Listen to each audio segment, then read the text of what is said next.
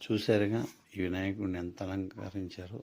అలాగే దత్తాత్రేయుడిని, అలాగే స్వామి దక్షిణామూర్తిని, దత్తాత్రేయుడిని, శివుణ్ణి, ఇలా రకరకాల దేవుళ్ళని, అంత లక్ష్మీదేవి, అటు స్వయంభూ ఆలయం, శ్రీ పల్లాలమ్మ టెంపుల్ ఎంత అద్భుతంగా అలంకరించారో చూడండి. ఈ అమ్మవారిని అలంకరణ కోసం కొన్ని భక్తులు చాలామంది ఆ అమ్మవారి కోసం వెయిట్ చేస్తూ ఉంటారు. అలంకరణ ఆ అమ్మవారు తూర్పుగోదావరి జిల్లా వానపల్లిలో స్వయంభూ ఆలయం, ఎంతో అద్భుతమైన ఆలయం. శ్రీ పల్లాలమ్మ టెంపుల్. పల్లాలమ్మ తల్లికి రోజుకొక రకంగా అలంకరిస్తారు.